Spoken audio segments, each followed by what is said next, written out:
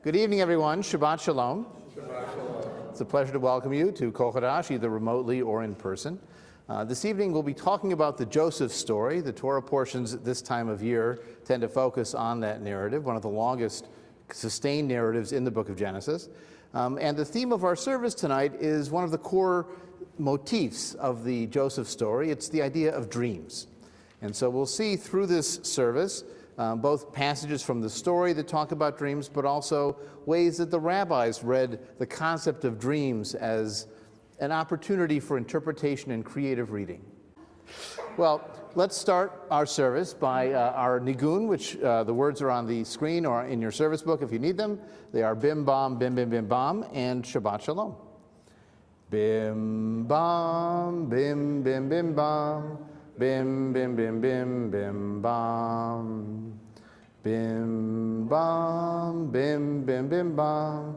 Bim, bim, bim, bim, bim, bam. Shabbat Shalom, Shabbat Shalom. Shabbat, Shabbat, Shabbat, Shabbat Shalom. Shabbat Shalom, Shabbat Shalom.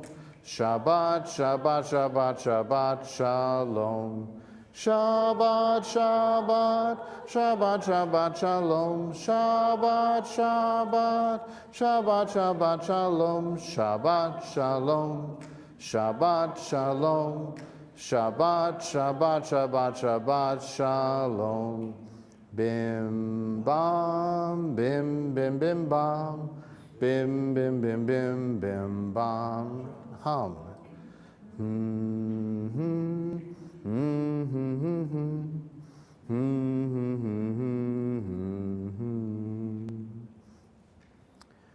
To dream is to be human. To be Jewish is to dream. We are more than conscious reason. We are feeling, experience, desire, and fear. Our past and present appears as shadows through a haze of sleep. Sometimes our dreams give us insight. Sometimes they disturb us. Sometimes they vanish with the morning. Sometimes they stay with us for years. Humans think, and humans also dream. Jews, like all humans, have dreamed. Hebrew prophets dreamt of peace and a better world. Biblical characters use dreams for power and insight. Hebrew poets put dreams into verse. Freud put our dreams into prose, seeking out the sources of mystery. Jews of every generation have sung their hopes, wishes, and dreams. The Joseph story is a classic Jewish tale of dreams and dream weaving. As Joseph dreamt and sought meaning, so do we all. And now to light our Shabbat candles, I would like to invite our Oneg hosts this morning, the Solomons, to please come forward. As we sing Baruch HaOr, let us light these lights.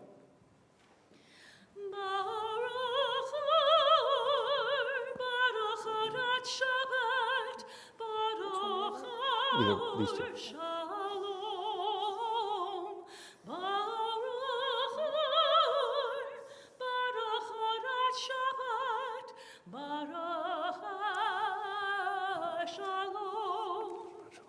Let us light these lights and see the way to joy, and let us say Simcha. Let us light these lights and see the way to love, and let us say Ahava. Let us light these lights and see the way to peace, and let us say Shalom. Let us light these lights and see the way to peace, and let us say Shalom. And let us say Shalom.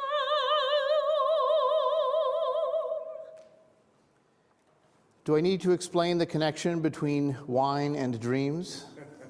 Maybe not.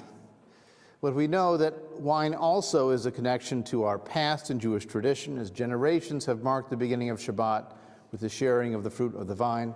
So too, we do the same with our own sense of integrity and purpose by adapting and creating Jewish blessings that speak our values as we share this ancient ritual. And so this evening I'll sing our Kiddush in Hebrew. You're welcome to join me, and then we have the English to say all together. Savri Varnan Rabbanan De Etmol, Kiddashnu et Hayayin, Savri Varnan Rabbanan De Hayom, Baruchim Borei Pri Hagafen, HaShabbat Mesamchenu, HaShabbat Mechapenu, Legufotenu, Lenafshotenu, HaShabbat Me'ashrenu, Baruchim HaShomrim et Yom HaShabbat. In English, the rabbis and sages of old proclaimed, "We sanctify this wine." The rabbis and sages of today proclaim, "Blessed is the fruit of the vine." The Shabbat makes us joyful. The Shabbat heals us in body and in spirit. The Shabbat enriches us. Blessed are those who keep the Shabbat. L'chaim, l'chaim, to life.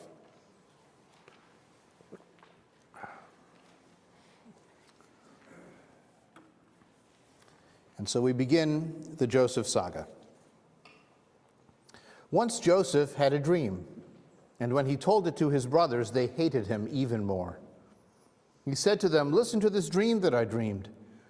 There we were, binding sheaves in the field. Suddenly my sheaf rose and stood up. Then your sheaves gathered round it and bowed down to mine."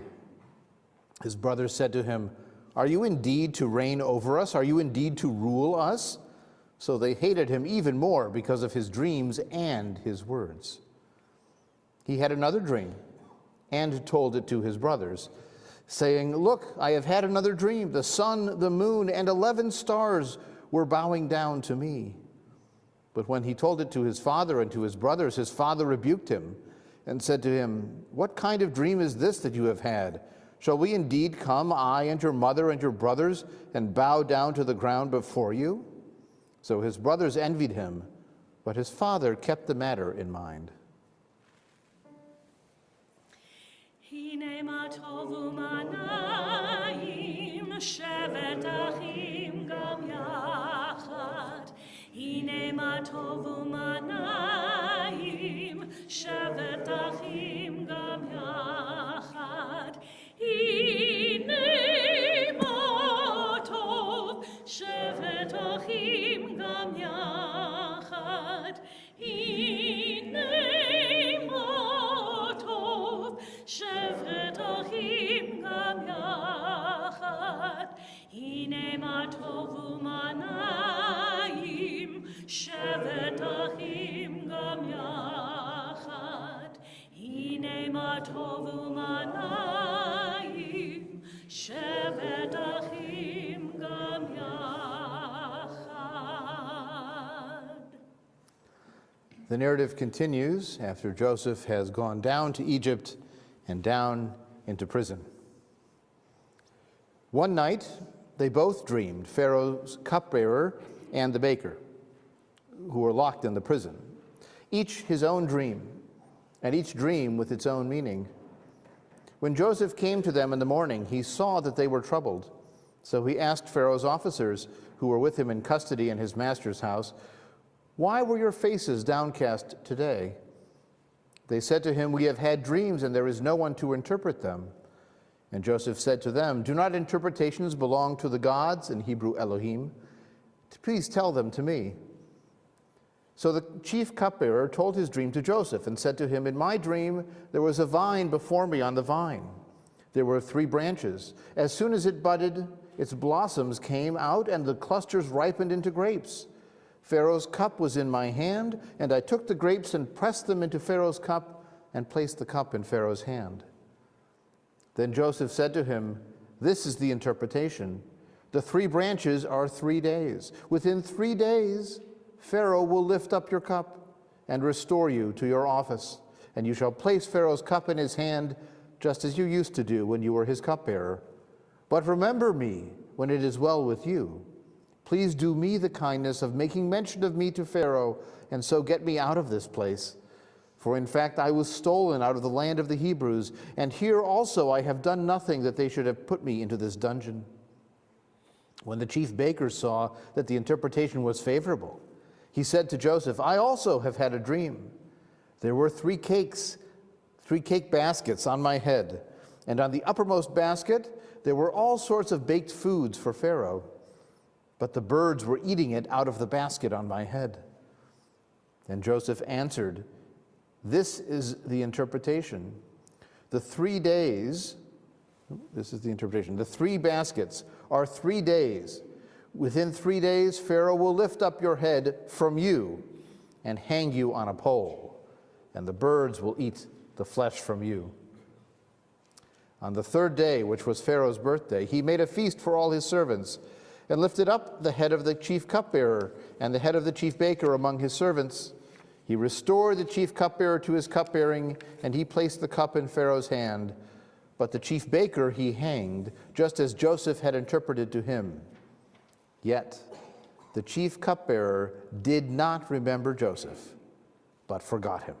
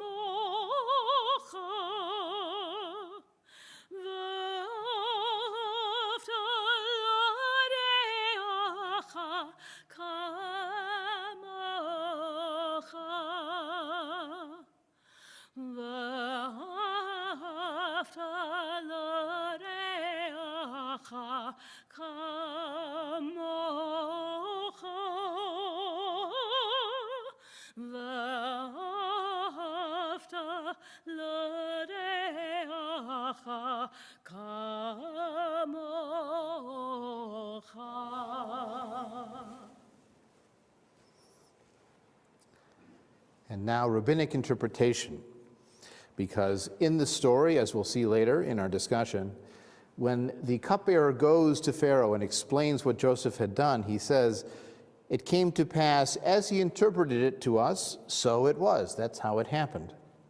But the rabbis read that to mean the interpretation is what made it come true. A certain woman went to Rabbi Eliezer and said to him, I saw in a dream the loft of the upper story of my house was split open. You will conceive a son, he told her. She went away, and it happened even so. Again she dreamed the same and came and told it to Rabbi Eliezer, who gave her the same interpretation, and it happened even so. She dreamed this a 3rd time and went to him but did not find him. So she told his disciples, I saw in a dream that the loft of the upper story of my house was split open. You will bury your husband, they told her, and this did happen. Rabbi Eliezer heard a cry of wailing, asked what was wrong, and they told him what had occurred. You have killed the man, he upbraided them. Is it not written, and it came to pass as he interpreted to us, so it was? Rabbi Yochanan said, all dreams are dependent on the interpretations given to them, except a dream about wine. Sometimes a dream of drinking wine augurs well, and sometimes it augurs misfortune. When a scholar drinks in a dream, it is a good sign. When an ignoramus drinks, it augurs misfortune.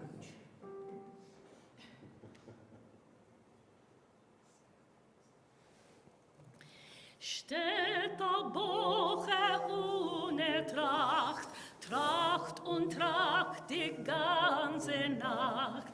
Wemmen zu nehmen und nicht verschämen, wemmen zu nehmen und nicht verschämen. Tumbala, tumbala, tumbala, laika, tumbala, tumbala, tumbala, laika, tumbala, laika, spielbala, laika, tumbala, laika, Freilach soll sein.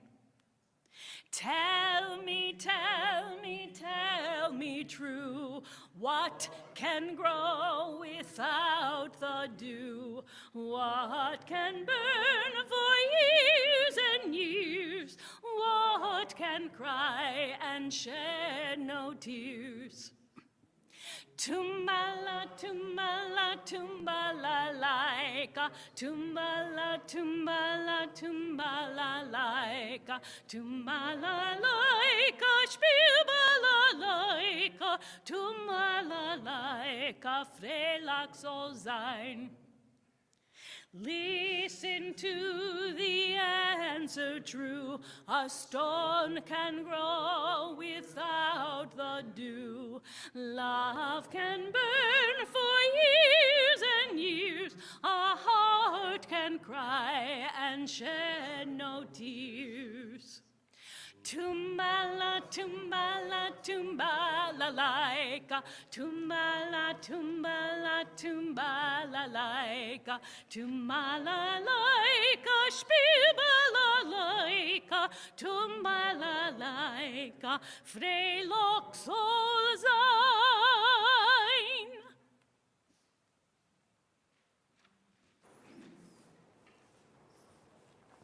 Back to the Joseph story. Pharaoh said to Joseph, I have had a dream, and there is no one who can interpret it. I have heard it said of you that when you hear a dream, you can interpret it. Joseph answered Pharaoh, it is not I.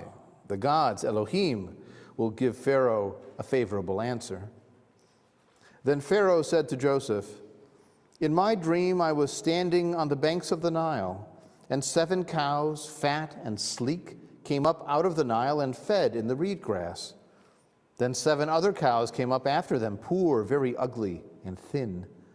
Never have I seen such ugly ones in all the land of Egypt.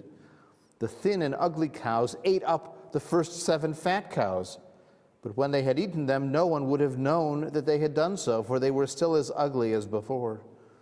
Then I awoke. Then I saw in my dream 7 ears of grain, full and good, growing on one stalk, and 7 ears, withered, thin, and blighted by the east wind, sprouted up after them, and the thin ears swallowed up the 7 good ears. When I told it to the magicians, none of them could explain it to me. Then Joseph said to Pharaoh, Pharaoh's dreams are one and the same. The gods have revealed to Pharaoh what he is about to do. The 7 good cows are 7 years, and the 7 good ears are 7 years. The dreams are one. The 7 lean and ugly cows that came up after them are 7 years, as are the 7 empty ears blighted by the east wind. They are 7 years of famine. There will come 7 years of great plenty throughout all the land of Egypt. After them there will arise 7 years of famine, and all the plenty will be forgotten in the land of Egypt. The famine will consume the land. The plenty will no longer be known in the land because of the famine that will follow, for it will be very grievous. And the doubling of Pharaoh's dream means the thing is fixed by the gods, and that the gods will shortly bring it about.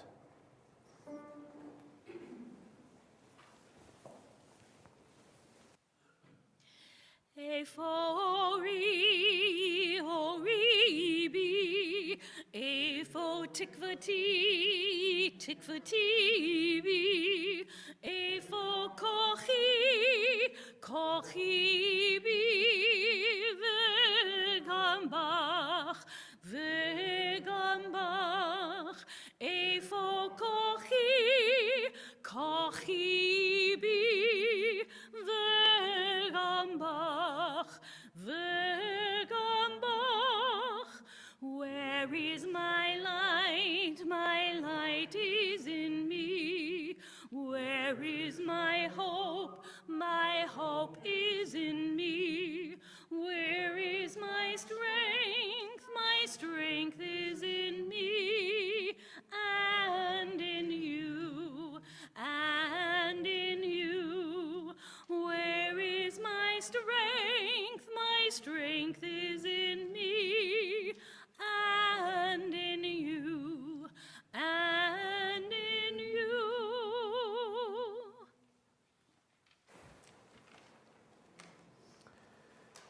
My sleeping son dreamt of me, by Yehuda Amichai.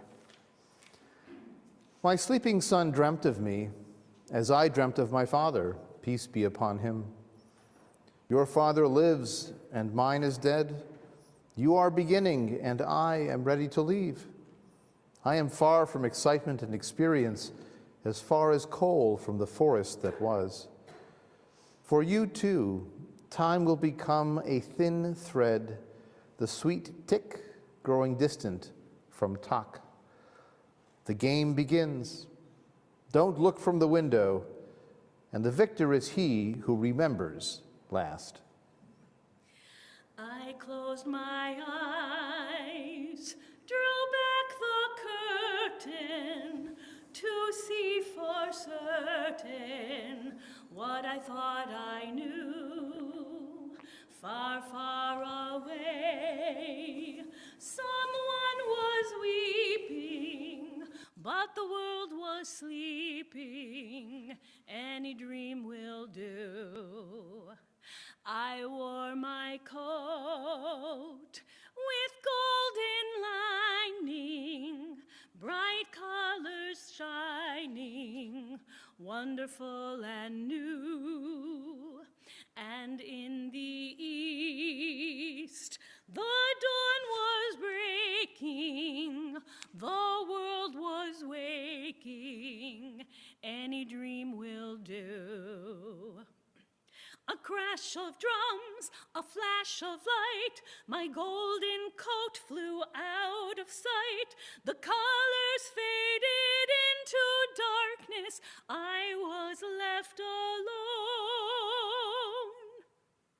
May I return to the beginning. The light is dimming, and the dream is too. The world and I, we are still waiting, still hesitating. Any dream will do. Any dream will do.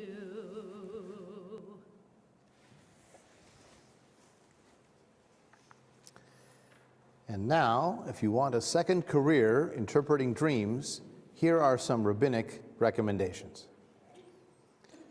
Rabbi Chisda said, "A dream not interpreted is like a letter not read. Neither a good dream nor a bad dream is ever wholly fulfilled, and a bad dream is better than a good dream."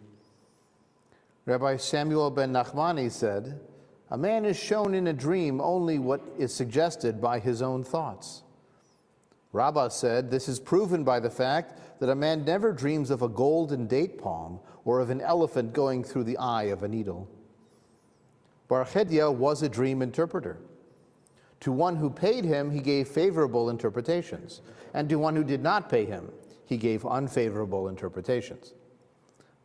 Abaye and Rabbah each had a dream. Abaye gave him a zuz, and Rabbah did not give him anything.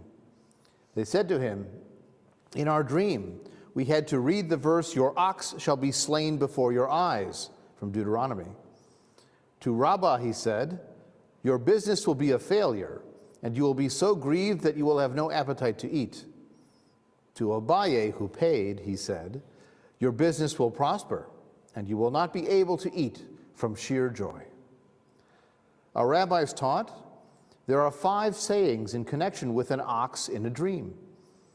If one dreams he eats of its flesh, he will become rich. If an ox has gored him, he will have sons who will argue in the study of Torah. If an ox bit him, he will surely suffer.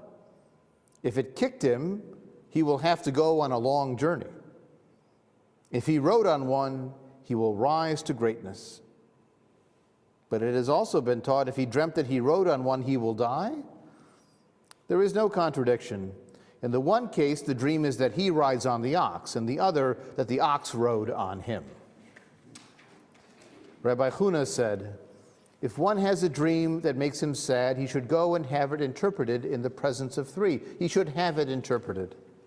Has not Rabbi Chisda said, 'A dream not interpreted is like a letter not read'? Say rather then, he should have a good turn given to it in the presence of 3. Let him bring 3 and say to them, 'I have seen a good dream.' and they should say to him, "Good it is, and good may it be."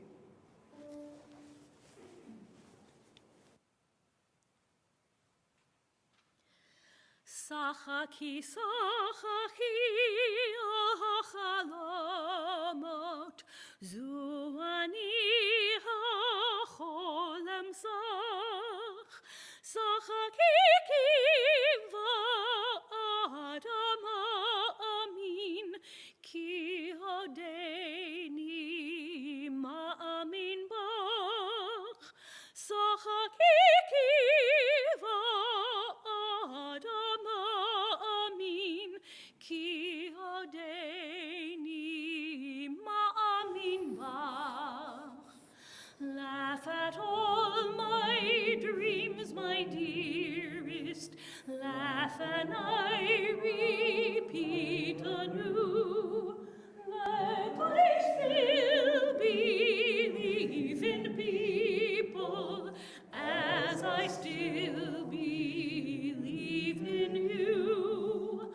Let I still believe in people as I still believe in you.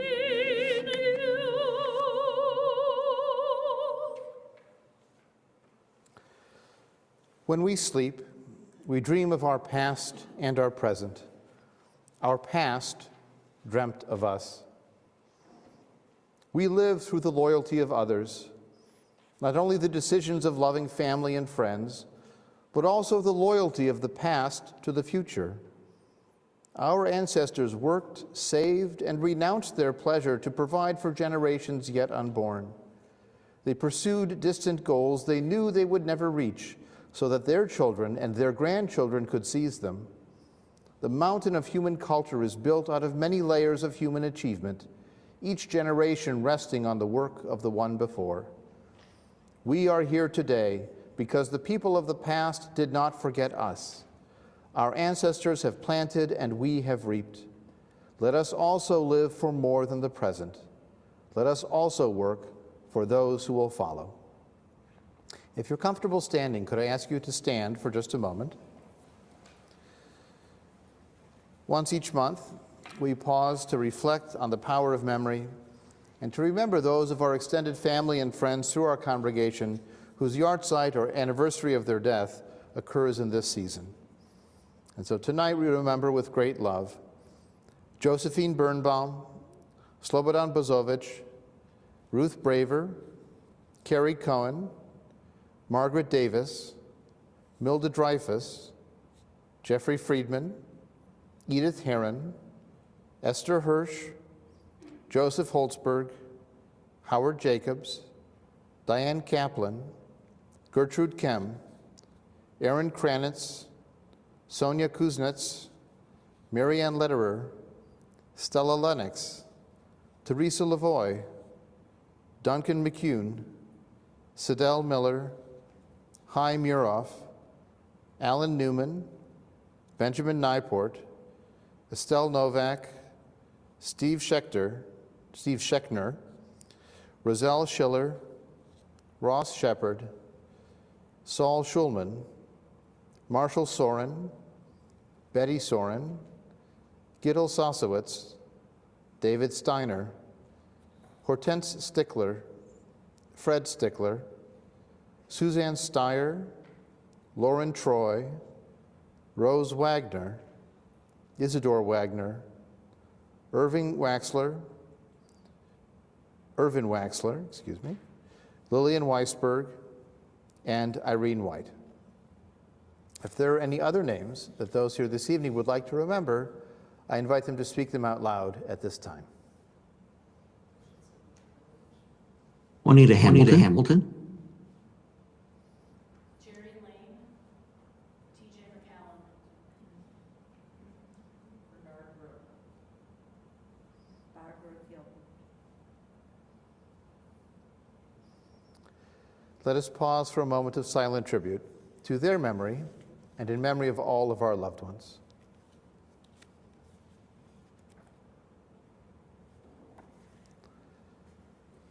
In Jewish life, we say, Zecher tzadikim livracha. The memory of good people is a blessing to us. Please be seated as these words are sung.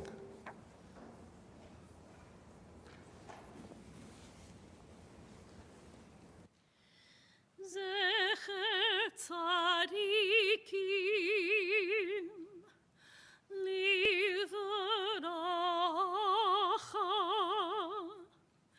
Zecher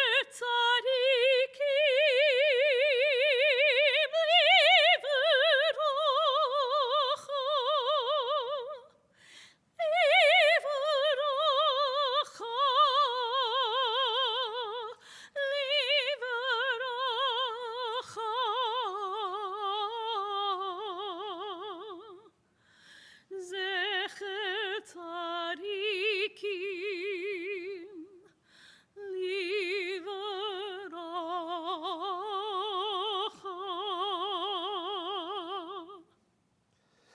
Did you know that stories are sermons too? You see, a narrative isn't just a connection of events. It's generally written with a purpose, with a goal, with a message behind it, with insight into the human condition. Stories can teach us about family, about revenge, about anger, about guilt, about maturity, all through the story of a life, or the story of many lives. In the United Kingdom, in London, I believe, there is an institution called the School of Life, where a philosopher has tried to deploy the tools of philosophy to make life better. One of the departments of the School of Life is what they call bibliotherapy, where you come and speak to a therapist and they prescribe a book. This novel explores the issues that you need to process. And so you use the creativity of authors, the insight of human storytelling, as a way to explore the issues that you need to process yourself. It's an innovative way to use literature, but it may be the original purpose of literature in the first place, to tell these stories of who we are and how we live together. The Joseph novella, being in the book of Genesis, is no different. As I said earlier, it's the longest sustained narrative in the book of Genesis, one of the longest in the Hebrew Bible as a whole. It begins with the 12 sons of Jacob, Jacob, who is also named Israel, and the 12 sons will become the 12 tribes of Israel. Historically, actually, it went the opposite way. There were 12 tribes that wanted to make an alliance, and they created an ancestor in the name of the country. So it would be like Mr. America and his 50 sons. This was the ancient Hebrew version of that storytelling. In any case, Joseph is the favored of the 12 sons. He's famously given a coat of many colors, which becomes the basis for the musical. And he has dreams of supremacy. And of course, this sparks his brother's jealousy, as we read earlier. Joseph is almost killed by his brothers, then ultimately sold into slavery all the way down to the land of Egypt. He manages to rise to a position of authority in the house of Potiphar, one of Pharaoh's key lieutenants. But Potiphar's wife tries to seduce him. And even though he is loyal and does not sleep with his owner's wife, she accuses him nonetheless, and he is thrown into prison. And so you can see this arc of the story where he is elevated by his father and then thrown down into a pit, then taken up out of the pit and sold down into slavery and brought down into Egypt, and then rises in Potiphar's house but is thrown down into prison with this false accusation, as low as you get. But there he meets a cupbearer and a baker. He interprets their dreams, but the cupbearer forgets Joseph. Now, as we jump into this Torah portion, which is actually read next week, called Miketz, which is from chapter 41 to chapter 44 of Genesis, we'll hear some examples of Joseph interpreting dreams, but in some ways, he's more mature. Remember in those earlier passages where he had these dreams of ruling over his brothers, and he went and told them as if they'd be happy to hear it? Well, they weren't.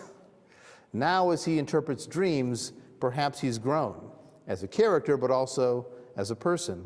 And yet, when he meets his brothers again, as he will do in this Torah portion, we can ask a question. Think about it as we go through. Is he clever or is he cruel in dealing with his brothers? Is he getting revenge, or is he testing them to see if they have also grown? Well, that we'll have to see. So here we are with the Torah portion, Miketz, which is, I'll remind you, Torah portions simply come from one of the first words at the beginning of the Torah portion, and it's from the time of 2 years. Okay. After 2 years' time of Joseph being forgotten in the prison, Pharaoh dreamed he was standing by the Nile. Well, we've already read this. He had 7 cows and 7 ears of corn that were full and plenty, but the 7 withered cows and withered ears come up and consume the others. He's disturbed. He asks his magicians to interpret, and no one can interpret them. And then the cupbearer speaks up and says, I have to mention today I made a failing. Once when you were angry with me, you put me in custody of the prison.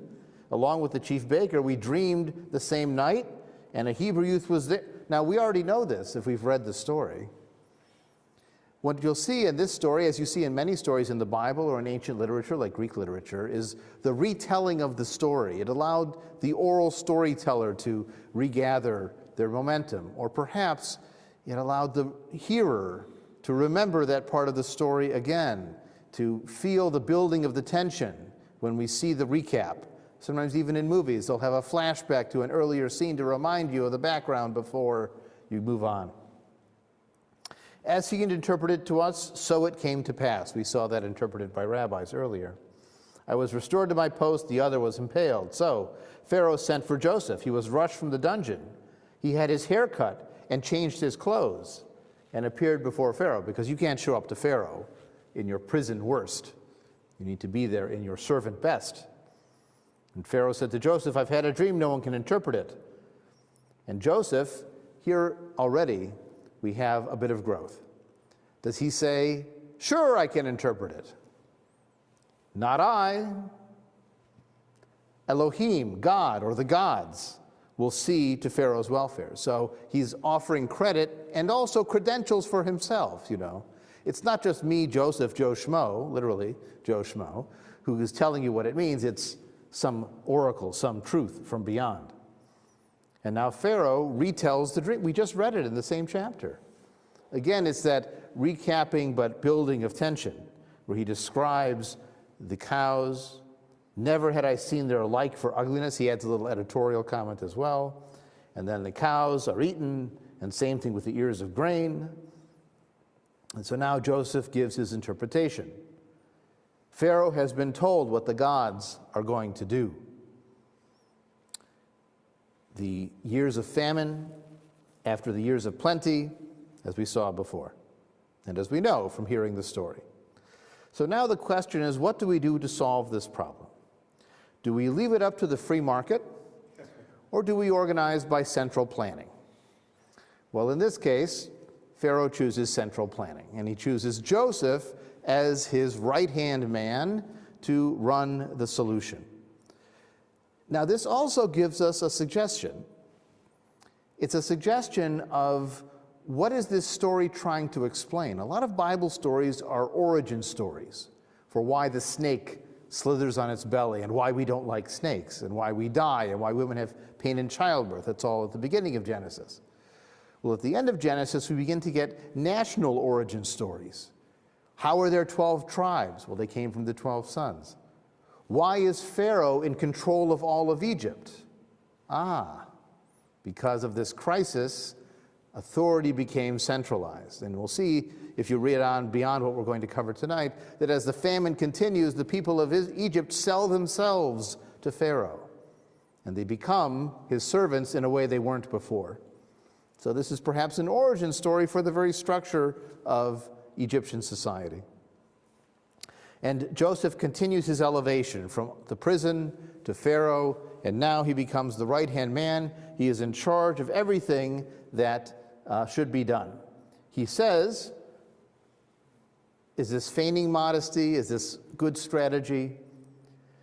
Let Pharaoh find someone who's discerning and wise, whom you can set over the land of Egypt. And let Pharaoh take steps to appoint overseers and organize the land of Egypt in the years of plenty.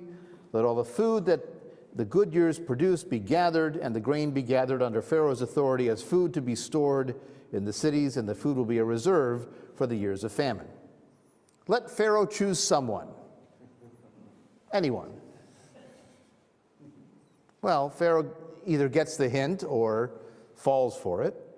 He says to his courtiers, could we find someone else like him? Someone with this divine spirit, Ruach Elohim, the spirit of the gods? And so he said to Joseph, since God has made all this known to you, there is no one as wise as you. You will be in charge of my court. By your command, the people will be directed. Only with respect to the throne will I be superior to you. You're in charge of all Egypt. He even gave his signet ring, the seal of the Pharaoh, the authority of the king is given to Joseph. He dressed him in robes of fine linen. He puts a gold chain about his neck. He has him ride in a chariot, and they cry out, get out of his way, as he goes through the city. He put him over all the land of Egypt.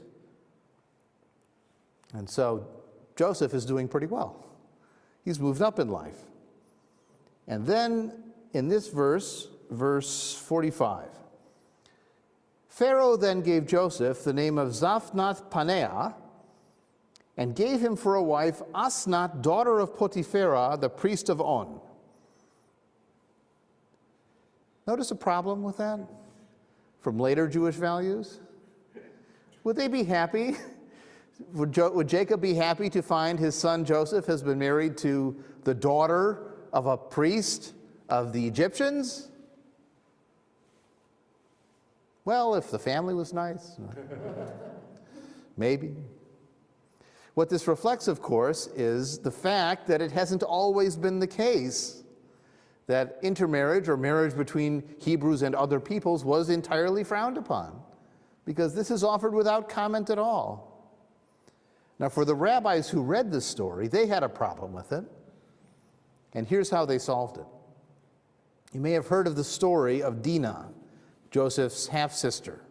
Earlier in Genesis, she goes out to meet the daughters of the land, and she falls in love with a Canaanite prince, but then her brothers falls in love is one interpretation, is captured by him and raped is another interpretation, and honestly the story is ambiguous either direction. But in any case, her brothers rebel against this. They convince the Canaanites to circumcise themselves and then murder them in their recovery.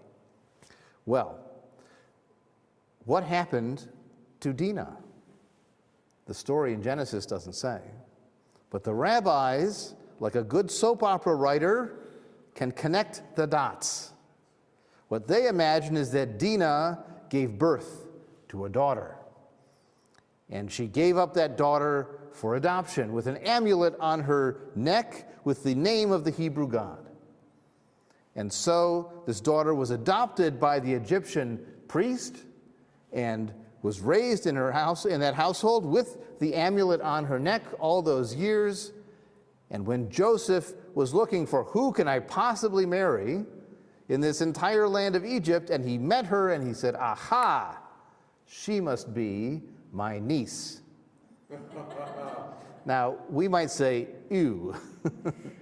But in that era and in biblical legislation, that's allowed. So that was how the rabbis connect the dots and solve the problem a la soap opera. But it's to solve this dilemma of how could this be that he married. Well, from a modern perspective, we actually like this detail because there are plenty of us who have found love beyond the Jewish people and made meaningful and wonderful families together. And we're open to that, as our ancestors were centuries ago. So Joseph is 30 years old when he is entered into the service. We would say young, then was probably middle-aged. And in the 7 years of plenty, he is doing his job, collecting all the excess, and he puts it in very large quantity. Before the years of famine, he even has 2 sons through this daughter of the Egyptian priest. And it even repeats here that she's Asnath, daughter of Potipharah, the priest of On. It's emphasizing the fact that she's from elsewhere. The first one is named Manasseh, the second one is named Ephraim. These will become 2 tribes later on in the genealogy of the Hebrews. But the 7 years of abundance come to an end, as we knew would happen. The famine appears, and the people of Egypt feel the hunger. They cry out to Pharaoh for bread. He says, talk to Joseph. It's his department. And so they go there, and he rations out the food. In fact, the famine doesn't remain confined to Egypt. You know, when a disaster hits national borders, it may not be relevant. And so it begins to affect other parts of the land, including the land of Canaan. And who's living in the land of Canaan? Jacob, Israel, and his sons. So in chapter 42, the next chapter of the story, Jacob sees that there's food to be had in Egypt, and he says to his sons, why are you just looking at each other? What are you sitting around here for?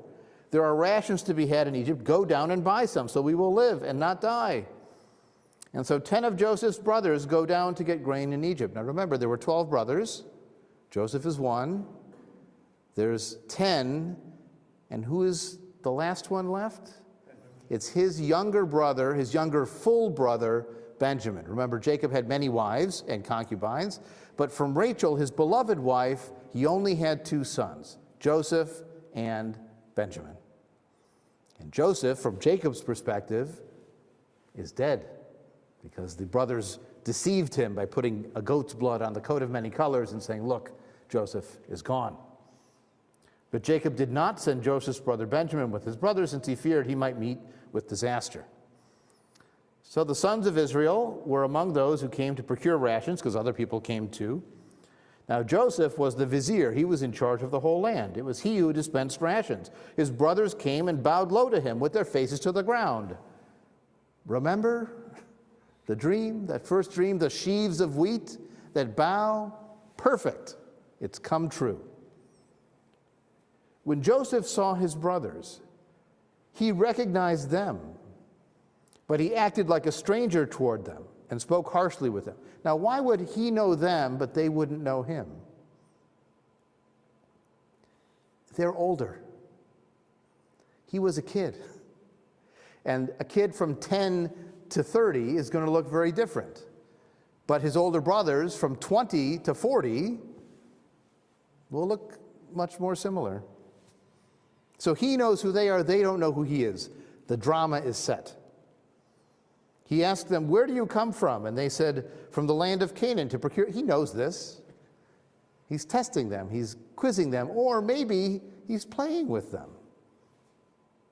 For though Joseph, and then the narrator makes it clear, Joseph recognized his brothers, they did not recognize him.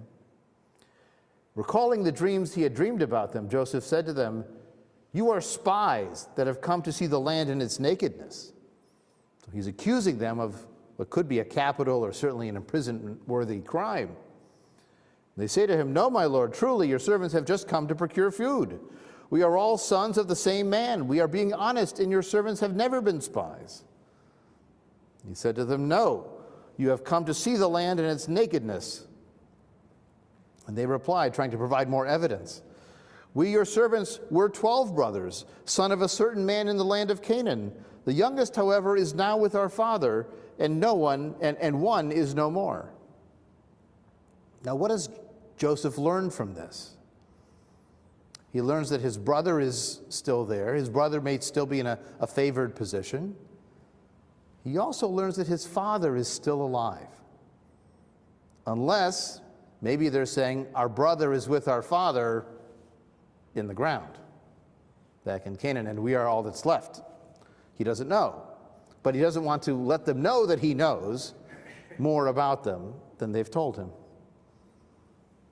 And the one is no more, well, that's the irony. They're talking to the one. And Joseph said to them, it says, I've told you, you are spies. By this you are put to the test. Unless your youngest brother comes here, by Pharaoh you will not depart from this place. Let one of you go and bring your brother, while the rest of you remain confined. So your words are put to the test whether or not there is truth in you, else by Pharaoh you are nothing but spies. So he's going to imprison 9. One gets to go back and get the last brother and bring him along. Now, why does Joseph want the last brother to come? It's his full brother. He cares about him perhaps more than the other brothers that sold him into slavery. He wants to save Benjamin. But how can he get him here? Well, maybe if he imprisons them all, they'll try to free them. He confined them to the guardhouse for 3 days. But on the third day he said to them, "Do this and you shall live, because I fear God," or Elohim, the gods, literally.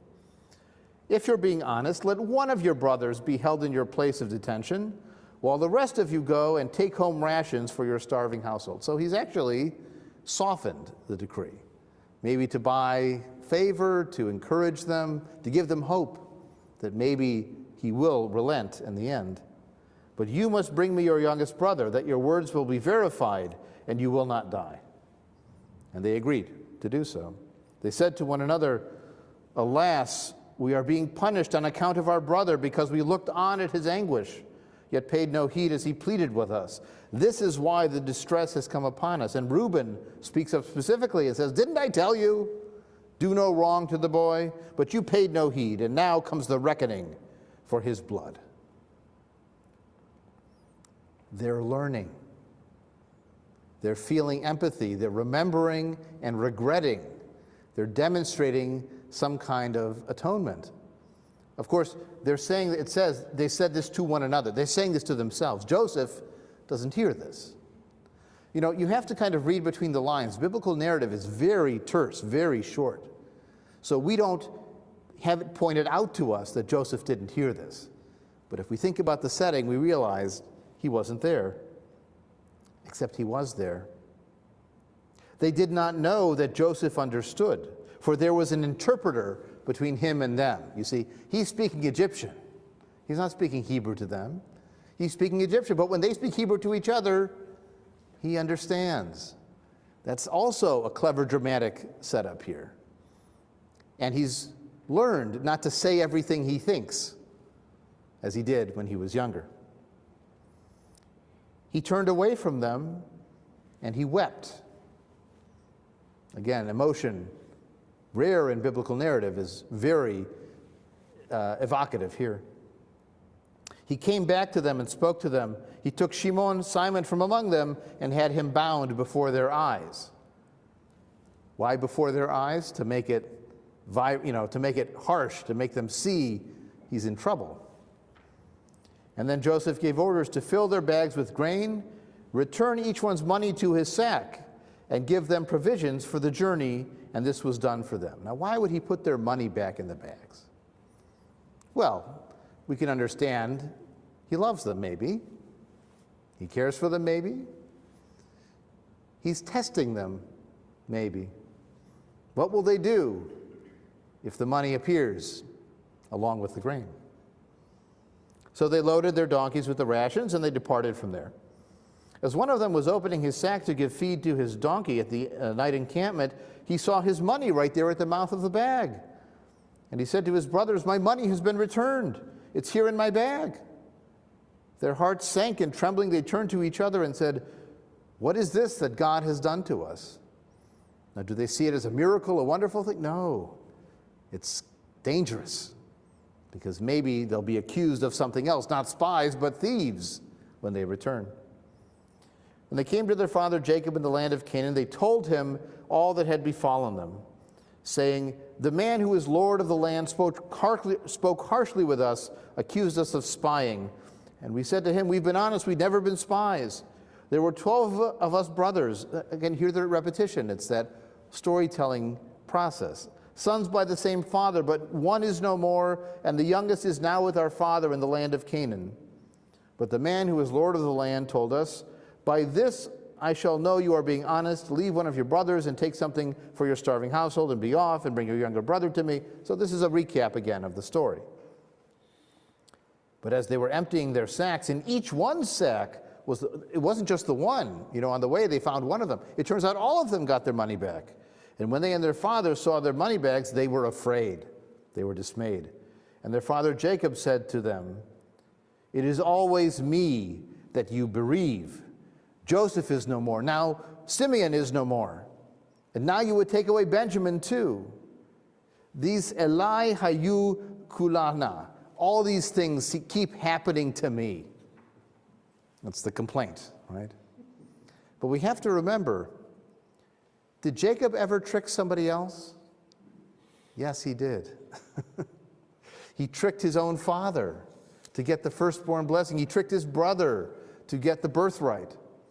He tricked his father-in-law to get property and to escape. He is the trickster. But in classic irony, the trickster himself gets deceived and faces the consequences. It's the classic irony, as I had a college professor explain it, is you shoot an arrow out and it circles back and hits you. And that's what's happening here as well in this literature. So now Reuben offers to convince his father to let them go.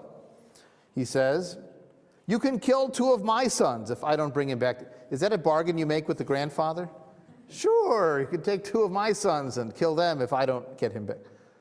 That's not a convincing bargain. Jacob says, "My son Benjamin must not go down with you. His brother is dead. He alone is left." Now, what does that sound like to all the other brothers?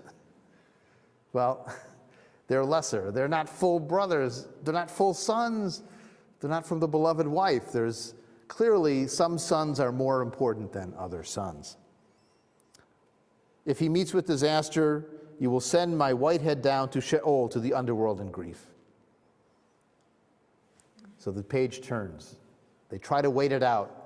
They try to live on the food they've acquired, but the famine is severe, and they've eaten all that they have brought back with them from Egypt. So he says, "Go back down, get some more food from Egypt." And Judah reminds him, "Sorry, Dad. The man warned us, don't let me see your face unless your brother is with you. If you'll let our brother go with us, we'll go down and get food. But if we don't let him come with us, we won't go down. It's too dangerous." Notice they've left Simeon pickling in the prison for a while. And then Israel, remember Israel is Jacob. "Why do you serve me so ill as to tell the man you had another brother? Why did you open your mouth and say there's another brother there?" They replied, "He kept asking us about our family. He said, 'Is your father still alive? Do you have another brother?'" Did Joseph do that? No. This is deflecting. I was told recently that teenagers have actually 3 impulses. We're familiar with fight or flight. The teenager's 3rd impulse is fib. So when they're faced with a crisis, it's fight, flight, or fib. And here, the kids are fibbing to deflect blame, to avoid their father's wrath. "Is your father living? Have you another brother?" he asked, they say. And we answered him accordingly. "How are we to know that he would say, 'Bring your brother here'?" And then Judah said to his father, "Send the boy in my care, and let us be on our way, that we will live and not die, you and we and our children." So he's not offering to kill his own kids. It's a better bargain. "I myself will be the security for him. You will hold me responsible. If I do not bring him back to you and set him before you, I will stand guilty before you forever. For we could have been there and back twice if we hadn't waited." So then their father Israel said, "If it must be so, take him, but also take some of the choice products of the land and bring them as a gift. Try to butter him up. Some balm, some honey, gum, ladanum, pistachio nuts, almonds, a FIFA Peace Prize, something that will soften his heart.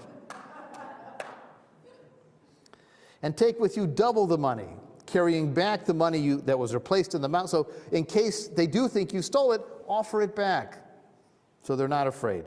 So Jacob still has his wits. He's still thinking and planning. "Take your brother too and go to the man, and may El Shaddai dispose the man to mercy toward you," the God of mercy, "that he will release you to you your other brother as well as Benjamin, and if I'm bereaved, then I'm bereaved." He's surrendering to his fate.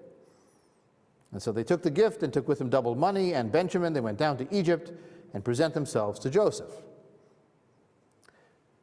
When Joseph saw Benjamin with them, think of this moment. It's the first time he's seen his full brother in years and years and years. And he knows now he's alive and well, and there he is. He said to his house steward, "Take those men into the house, slaughter and prepare an animal, for those men will dine with me at noon." And the man did as Joseph said. He brought the men into Joseph's house. But his brothers were frightened, being brought into Joseph's house. It must be, they thought, because of the money replaced in our bags the first time, that we have been brought inside as a pretext to attack us and seize us as slaves. They're still suspicious because they don't know who he is and what he's doing. But they went up to the house steward and spoke to him at the entrance of the house. "If you please, my lord, we came down once to procure food, but when we arrived at the night encampment and opened our bags, there was in each one's mouth of his bag the money, our money in full." So they're confessing. They're saying, "We're letting you know what happened. And so we brought it back with us. We brought it down with us, other money to procure food. We don't know who put the money in our bags. It's not our fault." The servant says, "Don't worry about it. Your God must have put the money in your bags. I got your payment. Don't sweat it." So they're absolved from that. Perhaps they can relax. He gets them into the house, gives them water to bathe their feet, feeds their donkeys. They put out their gifts for Joseph. And when Joseph comes home, they present to him the gifts they had brought. And he greets them and says, "How is your aged father of whom you spoke? Is he still in good health?" Literally, Odenu Chai, is he still alive? Because Joseph also doesn't know about his father after all those years. And they replied, "It is well with your servant, our father. He is still in good health." They bowed again. And looking at them, he saw his brother Benjamin, his mother's son. They're emphasizing how close the connection is. And he asked, "Is this your younger brother of whom you spoke?" And they said, and he said, "May God be gracious to you, my boy." So he gives him a special blessing just for Benjamin.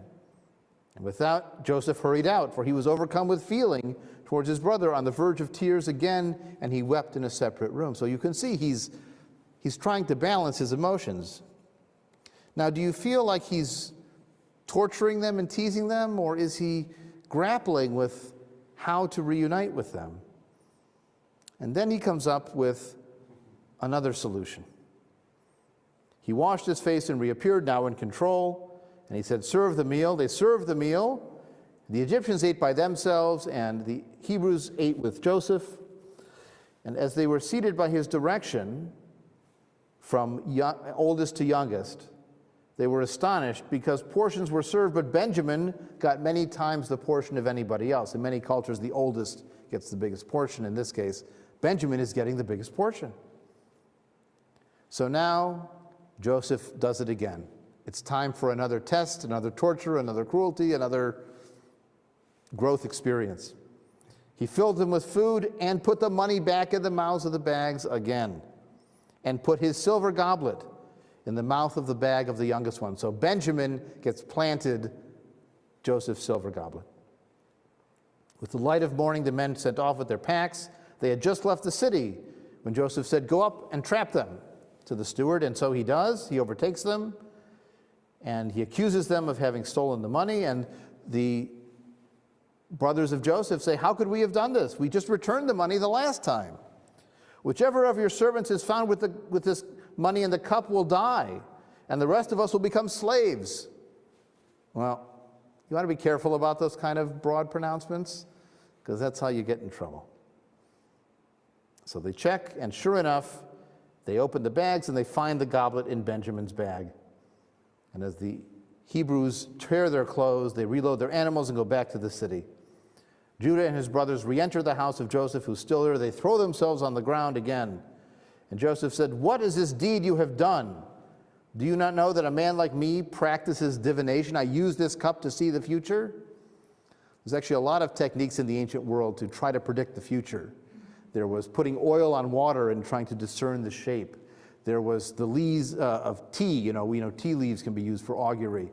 There was even an institution called extispicy, where you would sacrifice an animal after praying over it and check the shape of the liver and see if that indicated something good or bad to happen. The flight of birds, and so on and so on. So Joseph is in this category of predicting the future, and his cup is a tool for this. And what does Judah say? Remember, Judah is now leading. He led it in talking to Israel. He leads in this conversation. He is the security for Benjamin. And Judah becomes the tribe of Judah, which is the nation of Judah, which is the people of Judah, the Yehudim, or the Jews. So Judah is a key character in the story because he's a key tribe later in the history. What can I say to my Lord, says Judah? How can we prove our innocence? God has uncovered the crime of your servants, and here we are, slaves of my Lord. The rest of us, as much as he who is in possession of the goblet we found. Don't just take the younger brother. Take all of us. And then Joseph replies, I will never ask thus. Only the one in whose possession the goblet was found will be my slave. The rest of you go back in peace to your father. This is the test. Will they stand up for Benjamin, or are they still cruel and heartless? Joseph wins either way. Because if they stand up for Benjamin, they've grown, they've matured. He is their full brother. If they leave him behind, he's with Joseph and safe from those brothers who might have done to him what they did to Joseph so many years before. This is the end of this Torah portion. It's a cliffhanger for the next one. But it's a test. It's asking, have they grown? And we find in the following chapters, indeed, they have grown. They say, we can't go back without him because it would kill our father. And finally, Joseph loses it and cries before them, not in secret, not in a side room, but in front of them, and says, I am Joseph, your brother, whom you sold into Egypt. They're a little afraid, but it also opens the door for a reconciliation. Well, what's the message of this story sermon? What lesson do we derive from it? Well, part of it is that people grow. The brothers have grown, Joseph has grown, and maybe the way we related to people 20 years ago or 30 years ago, when we were younger too, is not how we always have to relate to them. Maybe there are new possibilities with new growth if we're open to new beginnings. Well, again, I want to thank you for coming to the Shabbat celebration. Thank the Solomons for hosting our Oneg. Hope you enjoyed this exploration through the Joseph story. Our closing song is on page 14 of the service booklet. It's Hine Ma Tov, but the other one that we like to sing. So if you're comfortable joining us in singing, please do. הנה מה טוב ומנעים, שבת אחים גם יחד. הנה מה טוב ומנעים, שבת אחים גם יחד. הנה מה טוב ומנעים, לה לה לה לה לה לה לה לה לה לה. הנה מה טוב ומנעים, לה לה לה לה לה לה לה לה לה לה.